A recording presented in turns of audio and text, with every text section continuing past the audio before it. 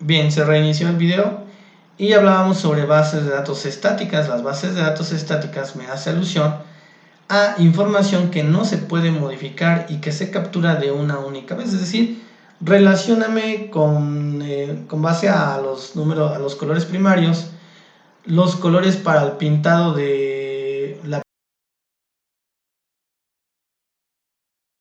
pared, clasificando de acuerdo a eso y no se va a volver a repetir. Es un ejemplo, ¿no? Para dar pie al concepto.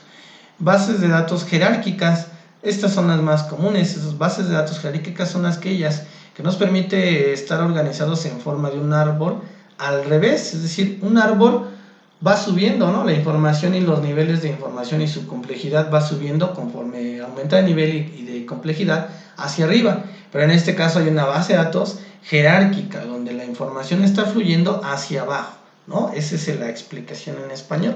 Almacenan información en forma de registros, 1, 2, 3, 4, 5, 6, 7, 8, 9, 10 registros dentro de una estructura jerárquica, de aquí proviene su nombre. Cada registro es un árbol llamado nodo, es decir, cada registro, cada nombre de empleado es un nodo. Nodos son los registros que contienen alguna información de interés, ¿no? Es un registro y es un nodo, también llamado nodo, ¿no? Este tipo de datos recomienda para hacer administrar grandes volúmenes de informaciones, pero actualmente no se utilizan mucho. Digo, no quiere decir que sea única la información, quiere decir que puede haber que sí se ocupe, ¿no? O que actualmente sí se ocupen dependiendo de la complejidad de la base de datos y a lo mejor del giro de la empresa, ¿no? Bases de datos de red. Esta base de datos es una variación de la anterior, a diferencia que en esta base de datos jerárquica un nodo hijo, es decir, datos generales de los empleados, un nodo hijo que se supone que depende del nodo padre, ¿sí? Por ejemplo, si hablamos nombre, dirección, teléfono, a lo mejor un nodo hijo es área donde trabaja, qué equipo de protección necesita, ¿sí? Es decir, una información depende de otra. Ese es el concepto padre e hijo. Esas características están basadas con datos semejantes de las bases de datos jerárquicas, aunque son mucho más potentes y más complejas. ¿Por qué? Porque como su nombre lo dice, se manejan a través de una red interna, ¿no? Bases de datos relacionales. Aquí es muy importante resaltar que, sin lugar a dudas, nuestras bases de datos guardan una estrecha relación cuando hablamos de que queremos un trabajo que tenga que ver con varias situaciones que tienen una variación. Por ejemplo, proceso de producción de un auto. ¿Por qué es relacional? Porque el proceso de producción de un auto almacena información. Por ejemplo, sabemos que primeramente se organiza la empresa en áreas: almacenamiento, materia prima, producción, almacenamiento y ventas, ¿no? Pero de ahí depende una relación. ¿Con qué? Con autos, con qué tipo de autos se están produciendo, marca, año, modelo, nombre, etcétera, ¿no? Pero hay un segundo auto, hay otra relación: Mini Cooper, modelo, color, número de plazas, etcétera. Por eso se dice que hay una relación, o que existen las bases de tipos relacionales. Actualmente son las más usadas para trabajar de forma dinámica. Nos permite crear todo tipo de datos y relacionarlos entre sí. Sus principales características pueden ser utilizadas por cualquier persona, son de fácil gestión, se pueden acceder a datos con rapidez, garantizan la total consistencia de los datos sin posibilidad de error, no son muy eficaces con datos gráficos, aquí cabemos aclarar. Bases de datos deductivas, conocidas también como bases de datos lógicas, se utilizan generalmente en buscadores, pero pueden usarse de otras formas. Cuando yo consulto información en un buscador, utilizo una base de datos deductiva. Me deduce n cantidad de resultados basado en el tipo de búsqueda que yo ejecuto, ¿sale? A eso se le llama, o es un ejemplo, Google es una base de datos deductiva, ¿no? Sus principales características permite expresar consultas por medio de reglas lógicas, soporta conjuntos de datos complejos, se puede inferir información a través de los datos y se usan fórmulas matemáticas o algunos lógicos. Bases de datos multidimensionales. Estas bases de datos utilizan conceptualmente la idea de un cubo de datos. algo muy parecido a dimensiones, ¿no? A las dimensiones que existen, o a las redes, redes de aprendizaje, de conocimiento o de información, ¿no? Donde la información se almacena en la intersección de 3 o más atributos. Un atributo rojo, un atributo 4 puertas, un atributo 2 puertas, otro atributo, ¿sale? Bien, algunas de sus principales características son: no emplean ninguna jerarquía, facilita tanto la búsqueda como la modificación posterior, utilizan un espacio de almacenamiento menor, tiene acceso a grandes cantidades de información. Bueno, pues aquí rescaté únicamente la clasificación. Obviamente nos vamos a utilizar las bases de datos relacionales, es las que vamos a ocupar. Y bueno, finalizamos con el tema consultas. ¿Qué es una consulta? ¿Cómo la aplico?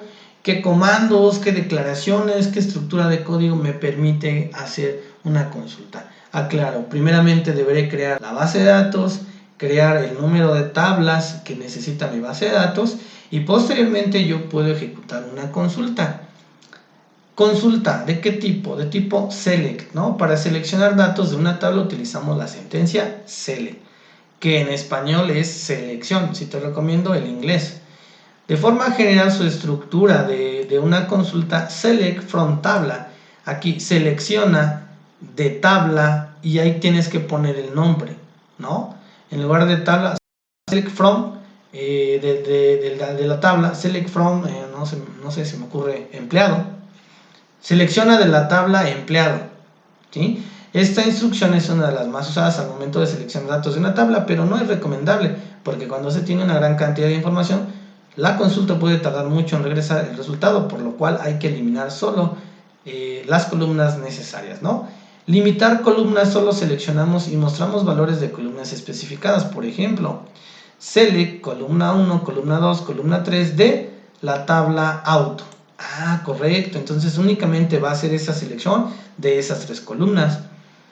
Columnas con alias: select columna 1, as alia 1, o un segundo, vamos a decirlo, seudónimo, o lo que es los apodos, como nosotros los conocemos, ¿no? Columna 1 puede llamarse modelo,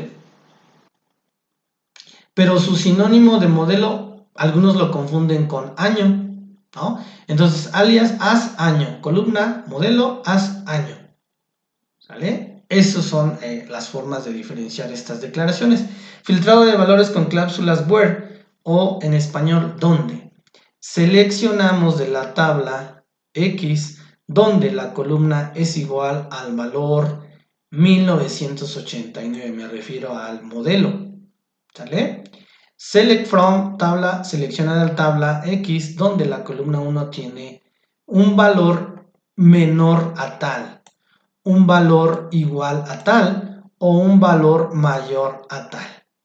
De tal suerte que está haciendo esa selección y te va a mostrar la información dependiendo los valores que tú le estás asignando en esta consulta. Agrupar por columna, es decir, me va a agrupar con esta sentencia mi tabla y me la va a mostrar. Selecciona la columna de la tabla group B columna, es decir, la información en, aquí acuérdate de las funciones, ¿no? Group B, a qué se necesita o qué hace referencia. Select columna de la tabla, ordénala por, agrupar por columnas, ¿no? Esa es una consulta. Agrupar por columna y contar registros. Select count columna, selecciona contando la columna, es o el alias o un segundo nombre de tabla y ordénala por columnas, ¿no? Esa es la instrucción. Funciones mínimos y máximos.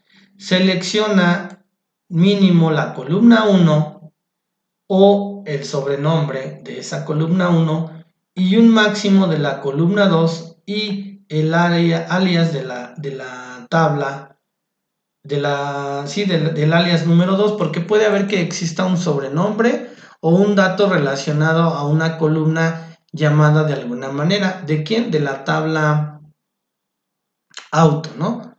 ¿Sale? Bien. Limitar los primeros 5 registros. Select from tabla limit 5. Limitar 5 registros empezando después de 2, es decir, va a ser una selección y una muestra de datos de no más de 5 registros de tu tabla, ¿no? Y así lo especificamos. Select from tabla limit 2 del 2 al 5, nada más busca del registro 2 al 5. Ordena de manera ascendente, o ¿cómo le hago? Select order B, esa es una selección que me ordena mi resultado. ¿Cómo lo hago? Tabla order B, columna ASS. Ordenar de forma descendente, select from de la tabla o selecciona de la tabla, reordena por columna de manera descendiente. Eso significa, ¿qué quiere decir? Hasta este momento, si tú te das, son líneas de código que me van a permitir hacer mis consultas.